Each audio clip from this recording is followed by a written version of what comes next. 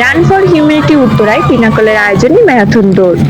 জাতিকে ঐক্য চেতনা উদ্বুদ্ধ করার লক্ষ্য নিয়ে রাজধানীর উত্তরা দিয়াবাড়িতে পিনাকল কমিউনিটি রান 2026 ম্যারাথন দৌড় প্রতিযোগিতা অনুষ্ঠিত হয়েছে।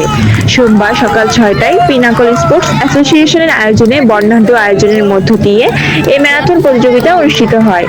অনুষ্ঠানে প্রধান অতিথি হিসেবে উপস্থিত ছিলেন পিনাকল স্পোর্টস অ্যাসোসিয়েশনের চেয়ারম্যান ও হিজবুত তৌহিদের ইমাম হুসাইন মোহাম্মদ সেলিম।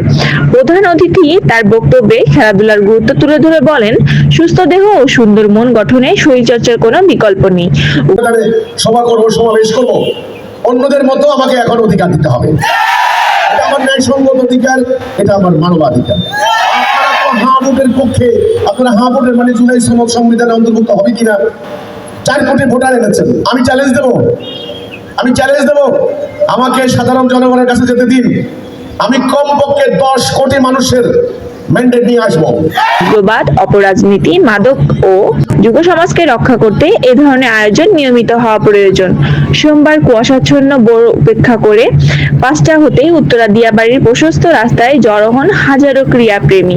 দীর্ঘ 5 কিলোমিটার দূরত্বের এই দৌড় প্রতিযোগিতায় কোনো নির্দিষ্ট বয়সের গণ্ডি ছিল না।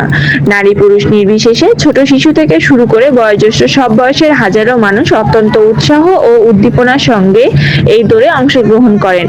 অংশগ্রহণকারীদের স্বতঃস্ফূর্ততায় পুরো এলাকাটি এক মিলন মেলায় পরিণত হয়।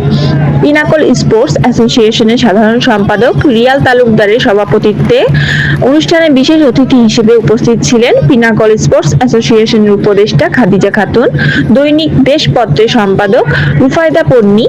করার জন্য আমি বাংলাদেশ জুড়ে সংগ্রাম করে যাচ্ছি, প্রচেষ্টা চালিয়ে যাচ্ছি। পিনাকলের ঢাকা বিভাগীয় সভাপতি ডক্টর মাহবুব আলম মাহফুজ, সাবেক সাধারণ সম্পাদক SM শামসুল হুদা প্রমুখ।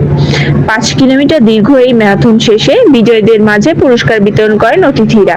সুস্থ সংস্কৃতির বিকাশ এবং মানবিক মূল্যবোধ জাগ্রত করার প্রত্যয় নিয়ে সকালে স্নিগ্ধ পরিবেশে এই আয়োজনের সমাপ্তি ঘটে। ফটো সেশনে অংশ নিচ্ছেন উত্তরা থেকে আগত জেসমিন। উনি আমাদের